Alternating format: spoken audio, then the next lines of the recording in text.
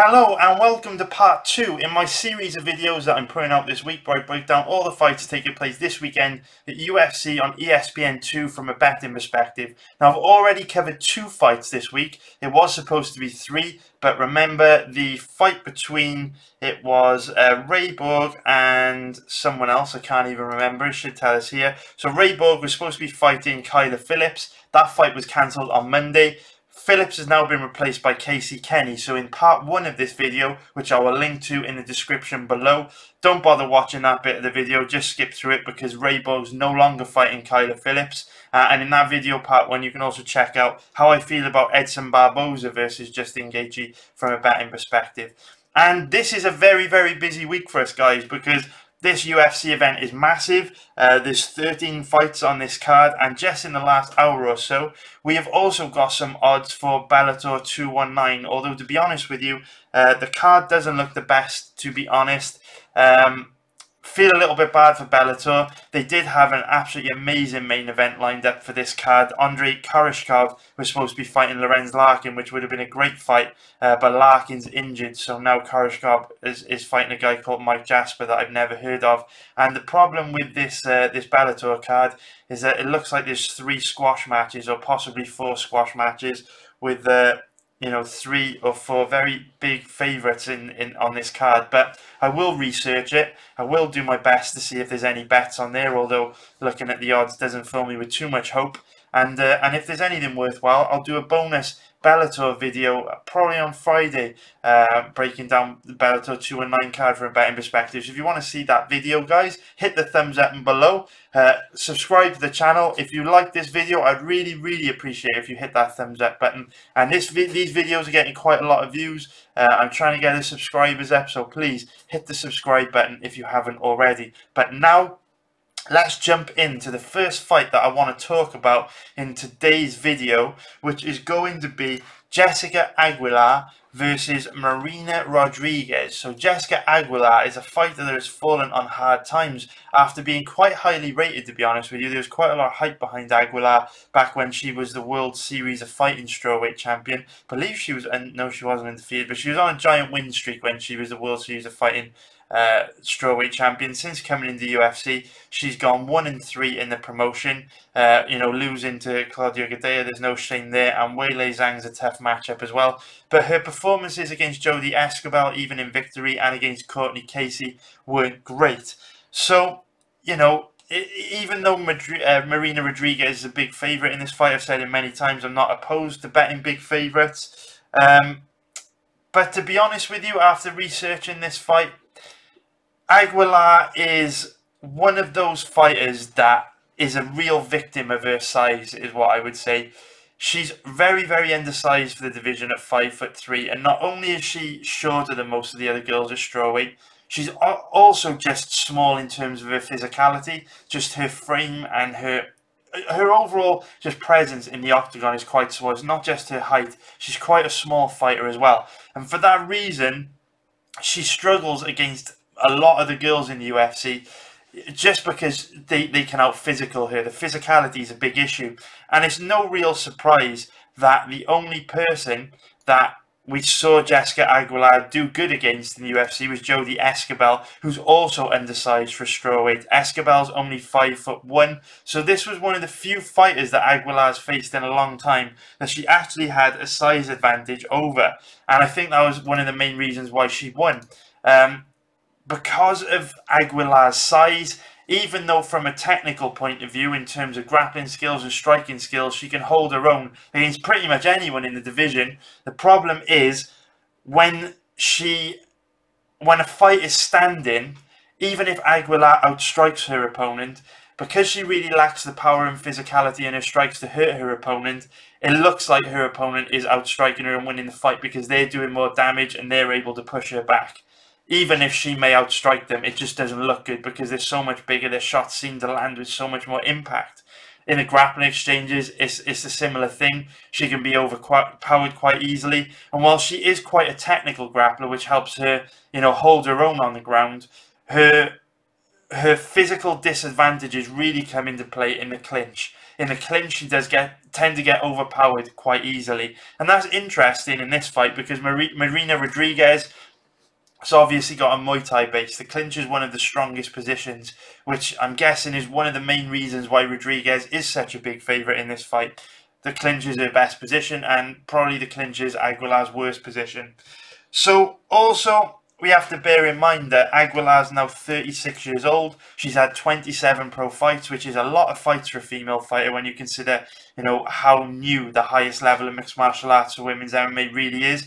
Aguilar is definitely a pioneer of women's MMA. She's been doing this a long time. In her profile pic here on Tapology, you can see her wearing Bulldog fight gloves. But, unfortunately, she was at her peak competing in promotions like Bellator and World Series of Fighting. And by the time she got into the UFC, the level of athletes in the UFC were very, very tough, and she was starting to get old. But having watched a lot of the fights from both these girls, it's a tricky one for me because I do think on face value, Aguilar can win this fight.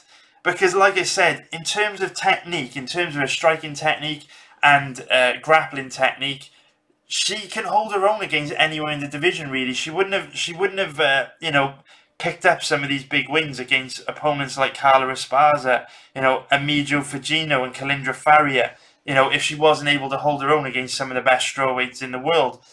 So I can actually see her winning this fight, if I'm honest with you, because Marina Rodriguez, even though she's got a base in Muay Thai, she's not particularly dangerous standing. Doesn't really land with that much impact. She doesn't really throw that higher volume of strikes per round. And one thing I'll say about Aguilar is that she's very scrappy. She's extremely tough. She's got the cardio to fight at a high pace for 3 rounds. And, she definitely throws and lands a higher volume of strikes per round than Rodriguez. Also, Rodriguez, she doesn't have the best takedown defense either, but she's got a base purely in Muay Thai, and I have seen her in many of her past fights give up very easy takedowns. The problem with Aguilar from a grappling point of view is even though she's at a higher level than Rodriguez on the ground, because she's so small, she doesn't have a very heavy top game. It's quite easy for her opponents to reverse position on her or scramble back to their feet. I would also say that the really only area, like I say, where Rodriguez has a big advantage is in the clinch. She's got a Muay Thai base. She's very strong in the clinch, does a lot of damage in the clinch, and she can just outmuscle a lot of her past opponents in the clinch. She is strong and powerful, which is obviously a big advantage going up against a smaller opponent like Aguilar. So if we look at this fight from a betting point of view, if we take a look at the odds, so Marina Rodriguez is currently around about an average of 1.33. Let's get my implied probability calculator up here. So 1.33 is minus 303 in American odds, giving her an implied probability of 75%. So in order to bet on Marina Rodriguez, you've got to give her an 80% better chance of winning the fight. That is a big stretch. There's no way I would recommend betting Marina Rodriguez at those odds. Aguilar is still very skilled in all areas. She can make this a close fight. So if we then look at the odds on Aguilar, the average odds are currently around about 3.50, which is plus 250, giving her an implied probability of 29%. Now, whether you want to bet this fight is complicated because, full disclosure, I am not betting on a 36-year-old female fighter who's undersized for the division, who fails to put her stamp on rounds because she lacks the power in her hands to really hurt her opponent and gain respect in there. She also doesn't really have a heavy enough top game to rack up minutes of control time on the ground or steal rounds. And in the clinch, I think she gets dealt with. But I could see her winning this fight. I could. I'll be honest with you. It's just that this is not a strong position to put your money in. Like I say, I'm not opposed to betting on underdogs at all. We've hit loads of underdogs over the last few months. You can go back on the channel, check them out. But I like to get my money in a strong position. And I don't think betting on an undersized 36-year-old fighter is a very smart idea in this situation, because Marina Rodriguez You know, she's only had one fight in the UFC. The fight against Randa Marcos, probably the first time she ever made legit money in her career. You know, before that she was fighting in really small regional promotions in Brazil. So she might have got a bit of money under her belt after this fight. She may have been able to train full time for the first time in her career. And she might have made big improvements from the Randa Marcos fight, because now she can afford to eat better and train better and live better. So, yeah, you know, mathematically, I could see there being value on Aguilar. I definitely can. You know, only having an implied probability of 29%. She's better than that. She is better than that. But it's just not that personally the type of situation I like to put my money in. Now, if you bet for fun, if you like the dopamine rush of betting on fights, if you just want to gamble some money this weekend and hopefully to turn, you know, a little bit of money into a good profit, I don't think Aguilar is a terrible bet in terms of, you know, in terms of there definitely being value there. But if you are interested in making serious money and growing your bankroll and growing your account balances and using compounded growth to turn, you know, the money you've got at the moment into a much larger amount, these are the kind of bets I would avoid. So I'm personally not betting Aguilar, guys, but there's a little bit of value there. I'm not sure exactly how much. Maybe you'll cap her between giving her a 35 to 40% chance of winning the fight, but I don't know. It's tough. I'm worried that Rodriguez will just come in and absolutely manhandle it. It is tough. And remember, at 36 years old, Aguilar is probably going to be declining from fight to fight, whereas Rodriguez, 31 years old, in her prime, bit of money behind her for the first time in her career. She's probably going to be making big improvements. So I'll just pass on that one, guys. No need to put your money in harm's way. But like I say, if you want to gamble, there are worse bets than Aguilar on this card. So then, the next fight that I want to talk about is Shayman Moraes versus Sodiq Yusuff. So Sodiq Yusuff was one of the first names that jumped out at me when I started researching this card. Sodiq Yusuff was actually one of my biggest winners last year. He was a huge underdog when he fought Mike Davis on Dana White's Contender Series, and I bet him to beat Mike Davis as an underdog. I can't remember what his odds were. Let me just check on my website a sec. If we put in, go into the search engine, Yusuff, the bet should come up here. Let's take a quick look. Can't remember what his odds were, but I remember he was quite a big favourite. Jesus Christ, my website is slow. Okay, where is he? Here he is. Let's take a look at what the odds on Sodiq Yusuff were. Sodiq Yusuff is a fighter that I am very, very high on. So Yusuff was a 3.4 underdog. Very, very tasty. So we bet on Yusuff last year. He was, you know, one of the biggest underdog winners of last year for me. And he looked excellent on Dana White's Contender Series. Really, really looked good. You know, for a compact, muscular, explosive guy, he's got really good cardio. And obviously we haven't learned a lot about him since then, because he absolutely blew through Suman Mokhtarian in his UFC debut. But I am very, very high on Sodiq Yusuff, so I was very keen to research this fight. I definitely thought Yusuff might have been a good bet on this card at reasonably good odds, to be honest with you. But after researching this fight, guys, honestly, this is a very, very tough fight to call. It's a very tough fight to call, and the main reason being, when you watch both these guys fight, you can see that they both play for keeps.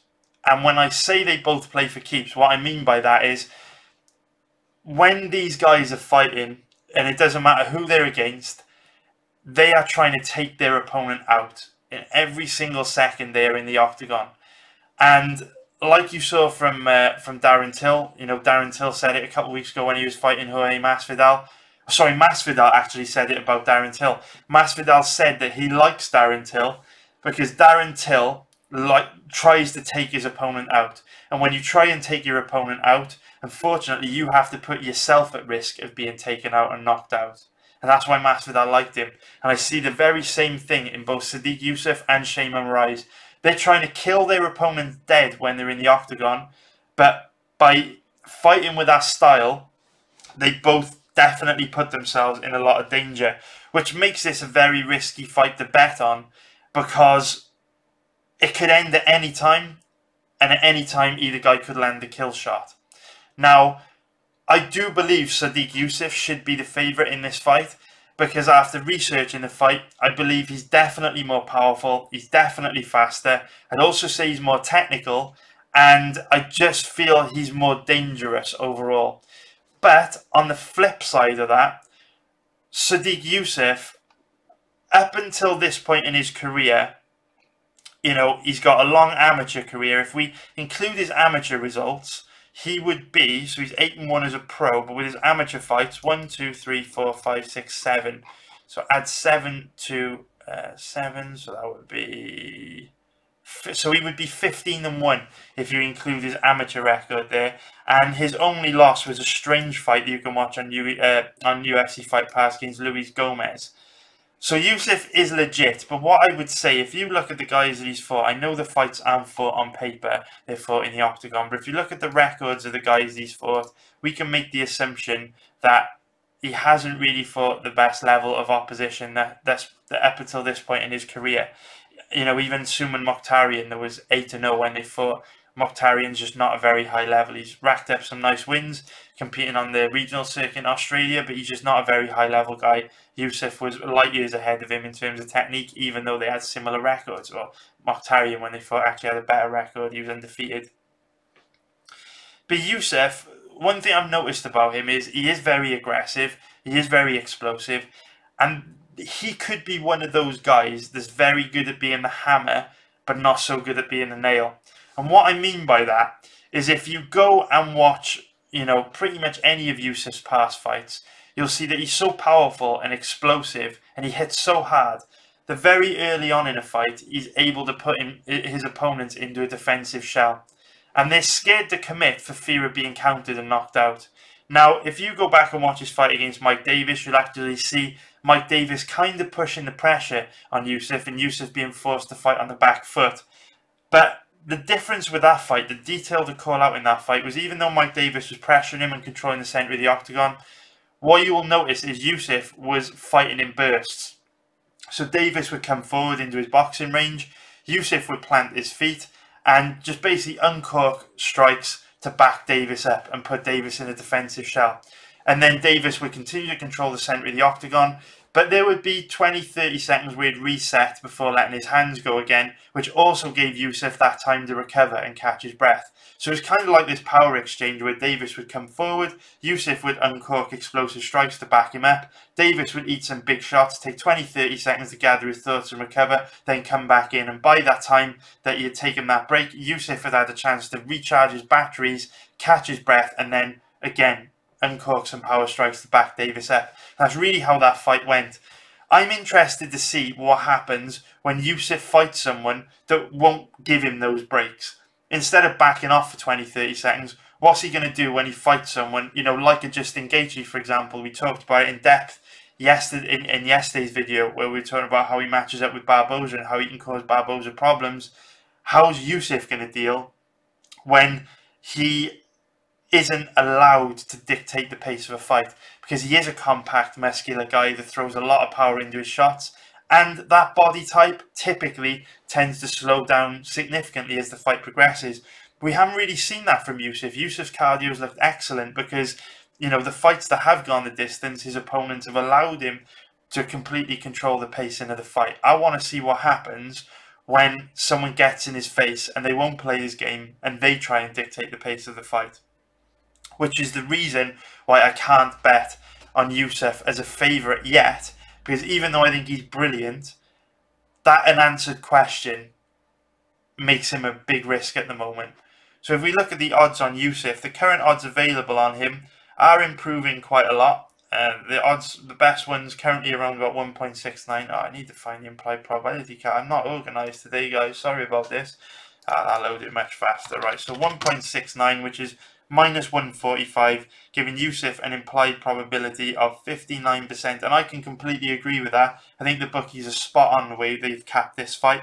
59%, dead on the money in my opinion, because like I say, you know, both these guys are strikers. I expect this fight to stay standing. I don't expect it to go to the ground, and I think Yusuff's faster, hits harder, and he's got sharper technique. So in a stand-up fight, the better striker, deserves to be the favourite. I think the bookies have nailed the odds on this fight, and that's okay. You'd expect the bookies to nail the odds very often because that's their fucking job. They're multinational companies. They've got, you know, Bet365, one of those profitable companies in Europe. They make billions of pounds worth of profit every year.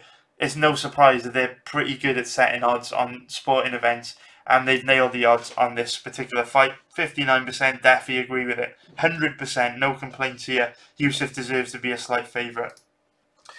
But the interesting thing about this fight is that even though Shaman Moraes is second best when it comes to technique, he is a wild man, which you would expect from a guy that trains at Team Nogueira. You know, I've been watching MMA for over 10 years, and I can't think of a time when I've seen a guy that has come out of the Team Nogueira camp that hasn't had the heart of a lion. Leave a comment in the description below if you can think of anyone, but every single fighter that comes out of this Team Nogueira camp is an absolute monster. They're just warriors. They've got good chins, they can fight at a high pace, and they're just tough as shit. So no matter how bad of a beating Sodiq Yusuff could put on Shaman Moraes, Moraes is the kind of guy that you're going to have to kill in order to get out of there. He's the kind of guy that you're going to have to kill to put into a defensive shell. And Yusuff hasn't fought that kind of guy before. Because if you look at all of Yusuff's past opponents, when he's landed big shots on them, they go into a defensive shell and they start focusing on defense, and they don't want to commit because they're concerned about being knocked out, so they allow him to dictate the pace of everything. If Shaman Moraes eats a bomb off Yusuff, he's not backing off for 20-30 seconds to regather himself and try and psych himself up to go back in for an attack. He's fucking closing the distance, showing elbows, spinning shit, trying to take Yusuff's head off. What I'm trying to say is, Yusuff has been allowed to be the hammer throughout his entire career. No one's ever made him be the nail. Shaman Moraes, with his toughness and his decent skills when it comes to striking, can test him, and he can make him be the nail for once, at least for certain moments in a fight. So how will Yusuff deal with that? Will his cardio hold up? Will his chin hold up? Does he have the heart to fight through adversity and come out the other side and still look as good? Who knows? Those are questions we can't answer yet, but I'm thrilled that we're going to get them answered on Saturday. So this fight for me, guys, is a bit of a wait and see, to be honest with you. Like I say, definitely favour Yusuff, no doubt about it. But with Moraes being second best from a technical point of view, when it comes to striking, this being a stand-up fight, now I wouldn't recommend betting him at odds of 2.25, which is plus 125. Because that gives him an implied probability of 44%, and to be honest with you, if I'm capping this fight, I cap it like 60-40 in favour of Yusuff, and that's okay. It's fine not to bet on fights and stick to live betting, or just enjoy these fights as a fan and not gamble. There's no value here. Don't try and force value, don't try and hunt for value. Just pass on this fight and enjoy it, because this has got fight of the night written all over it. I could see this ending in 30 seconds with someone landing a bomb, or I could see this one going the distance and being an absolute 3-round back and forth war. What I would say is that there's no way that Yusuff is going to alright, Yusuff could land a flash KO early on in the fight.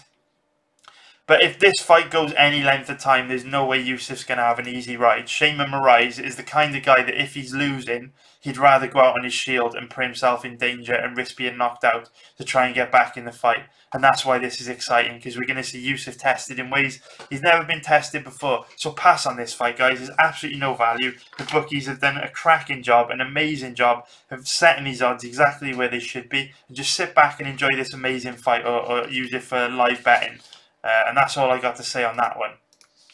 So then the final fight that I want to talk about in today's video, guys, the very lovely Michelle Waterson is fighting the equally lovely Karolina Kowalkiewicz. And straight off the bat, I do expect this fight to be close. I've just got to say that it would not surprise me at all if this fight ended in split decision. And that's mainly because, generally speaking, both girls do struggle to put their stamp on rounds.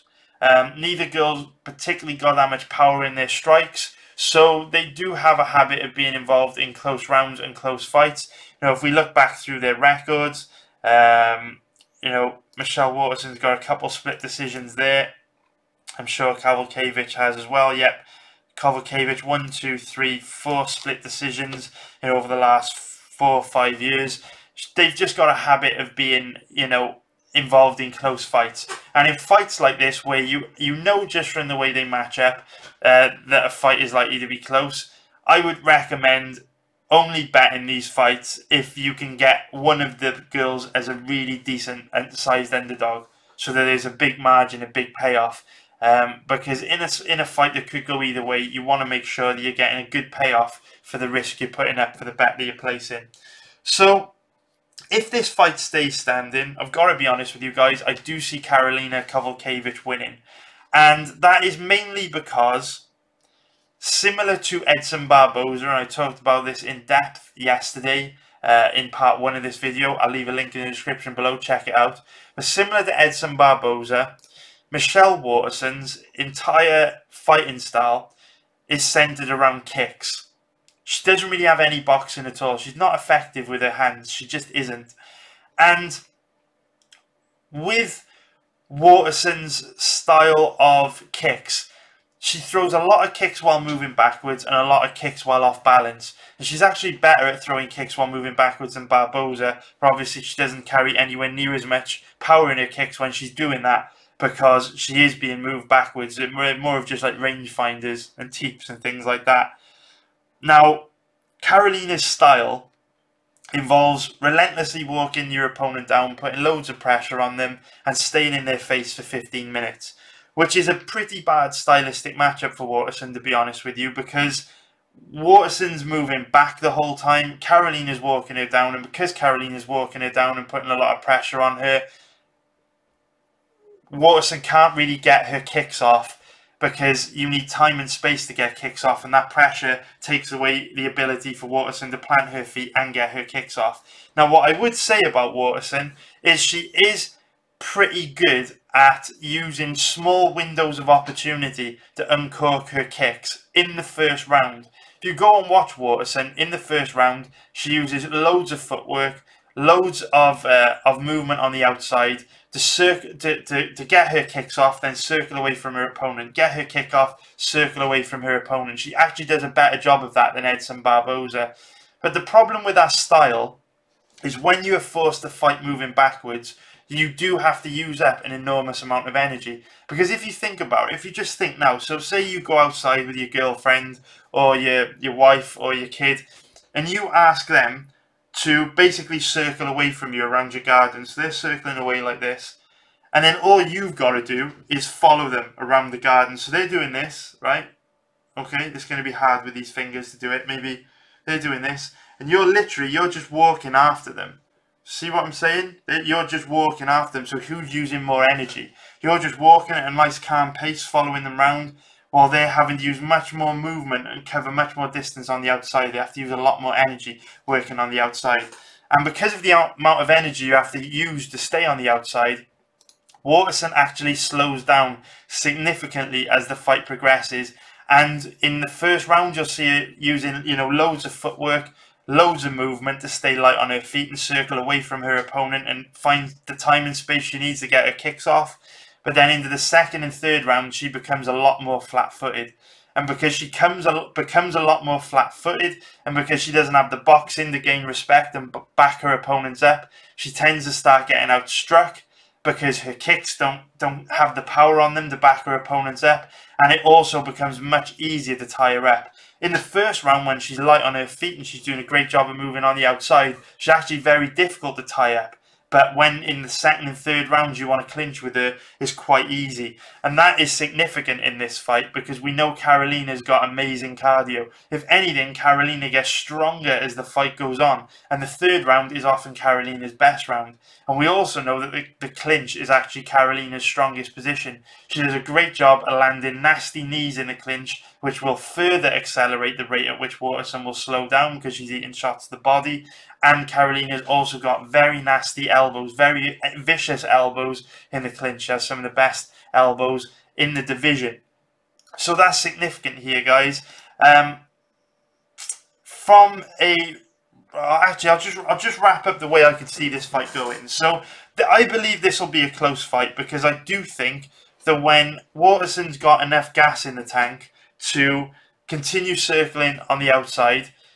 I feel that Carolina will struggle to close the distance, get into boxing range, cut Waterson off, and land anything significant. I really do think she's gonna have a hard time. But then, at the point in the fight when Waterson becomes more flat-footed and tends to stand and willing to exchange a lot more, I think Carolina's going to have a lot of success outboxing her and a lot of success tying her up in the clinch and going to work with the knees and elbows. And at that point in the fight, when Waterson starts to become more flat-footed, that's when Carolina is going to start to take over.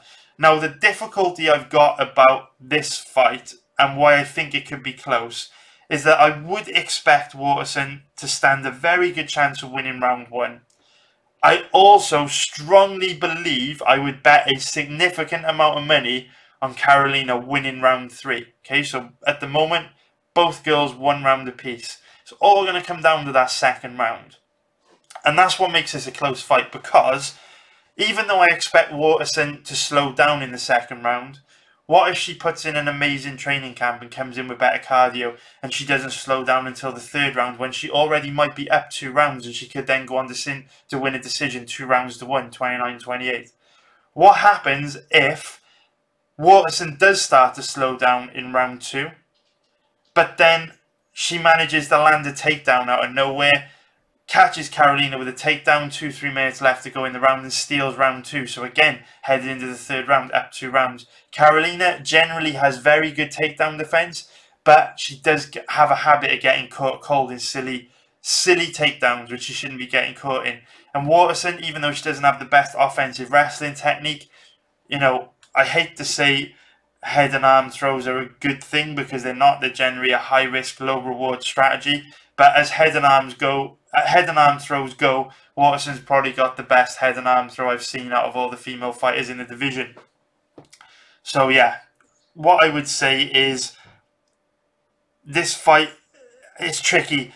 I think the most likely way this fight plays out is Waterson starts strong and then fades 2 or 3 minutes into the second round, and then Carolina takes over and wins the second and third round. And that's why I think the odds are pretty much where they should be on this fight. If we look at it, Carolina currently around about an average of 1.69, giving her an implied probability of 59%. And again, guys, I think the bookies have nailed the odds on this fight, and that's okay. Remember, that's their fucking job. More often than not, they're going to get the odds right on fights. It's our job to try and discover the opportunity. Sorry, guys, I'm being distracted. My dog's being an absolute dick. Actually, C's, come here. Come here. Actually, guys, we should have Caesar doing this with us. Here he is. Here's my 6-year-old Shih Tzu. And I thought it would be quite appropriate to bring Caesar in for this, because Carolina Kowalkiewicz has also got a Shih Tzu. So I just thought, fuck it, I'll bring Caesar in to do a little cameo in this video. But back to the important stuff before we wrap this video up. Off you go, Steve. Stop being a dick. Yeah, the bookies have nailed the odds on this fight, guys. Absolutely no doubt about it. Implied probability of 59%. I do think Carolina wins. I do think she starts to take over and win the second half, the second round, which should mean she'll secure the round, because Waterson struggles to put her stamp on round. Cease! He's a dick. Anyway, I do think Carolina will win the third round. I do think that she will take over and win the second half, the second round, probably stealing the second round, and win a relatively close decision, because Waterson does struggle to put her stamp on rounds. She doesn't really have the power in her hands to hurt her opponent. Her boxing is not very good, and her kicks become significantly less dangerous deep into a fight when she starts to become a little bit more flat-footed, and also doesn't really carry that much power in her kicks anyway. And I think Carolina's forward pressure will make it difficult for Waterson to get a lot of her kicks off, you know, especially as she starts to become more flat-footed. And Carolina can do a lot of good work in the clinch.